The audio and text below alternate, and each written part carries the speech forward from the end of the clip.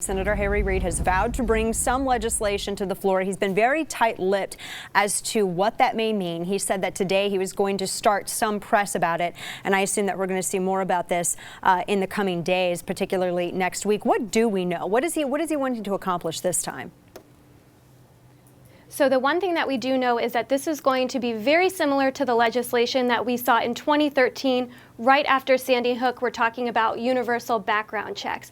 But it's important to remember that in 2013, when this bill, which was sponsored by both a Republican and a Democrat, was brought to the floor, it failed in the Senate. Democrats could not get the 60 votes that they needed to advance the legislation. So does that mean, do you think that the president, because he has his language on this gets more and more aggressive? He says, well, then, I may act without Congress, or he hints at least at doing something like that. If the Senate fails, which I predict that they will, to get this through, does that mean that the president, is there a prediction that he might take executive action on any of these measures? Well, he certainly has hinted at it, and we also know Hillary Clinton, who's running for president as well, has spoken about taking executive action on gun control too. But I think if that happens, you're going to see a lot of backlash from Republicans in both the House and the Senate, similar to what happened last year with the debate over immigration. And of course, like you mentioned earlier, there is the chance that if a Republican is elected in 2016, they could undo all of President Obama's executive actions, including gun control, if that is the route that he decides to take. Right, and it could be a very unpopular election topic for him. And I know that he and other Democrat leadership in Congress would very much love to refocus away from the foreign policy and at least look at gun control. But it's kind of a double-edged sword, because I just remember reading about everything that had happened in the mid-90s when there was the conservative revolution during Clinton's term, and that was one of the issues that contributed to him losing House and Senate to that. So I don't know, maybe it'll happen this time around. We'll see. In terms of leadership, though, for the Republicans, the House leadership, what a surprise today. Kevin McCarthy drops out. And a lot of people are kind of patting themselves on the back. I think I might be a little too early for that. What is the reason? Why did he actually drop out? Is it really because his comments on Benghazi were that far-reaching and into the base, into the party?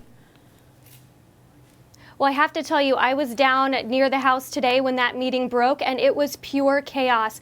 No one expected this from McCarthy, not the members, the Republicans in the room, and certainly not members of the media.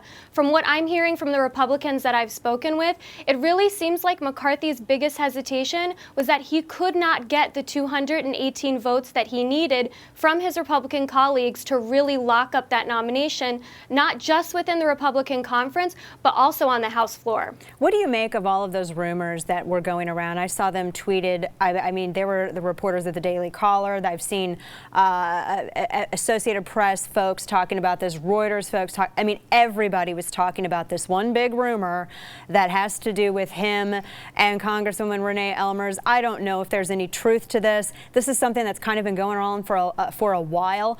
What did you hear? You were down there. Did any of that come up when you were down there by the Capitol? So that specific rumor didn't come up, but there was, of course, mumblings about a letter that Congressman Walter Jones from North Carolina sent that essentially said, if any of you who are vying for House Speaker have any misdeeds, have any skeletons in the closet, you need to go ahead and address that now. But I did talk to, I believe it was Louis Gohmert, about that. And again, every Republican just kept coming back to the fact that McCarthy just did not have the 218 votes that he needed. Right. And couple that with the announcement from the House Freedom Caucus yesterday, and it really seemed like the math just wasn't going to work in his favor. They still could have had the election for Speaker today. Boehner decided to postpone that. Is that part of perhaps a strategy so that he can usher in someone that is a little bit more to his legacy's liking, or is that why didn't they go ahead and have the vote today? Well, the fact that Speaker Boehner just went ahead and gavelled and ended the meeting right after McCarthy's announcement was not lost on conservatives at all, just like you mentioned. Some are saying that it is indeed, a way for him to go ahead and boost support behind the person who he would like to see take his place. I heard today that apparently he made a personal phone call to Paul Ryan, asking him to go ahead and throw his hat in the ring. Now, Congressman Ryan has adamantly said he does not want to be the Speaker of the House. He wants to stay in his current position.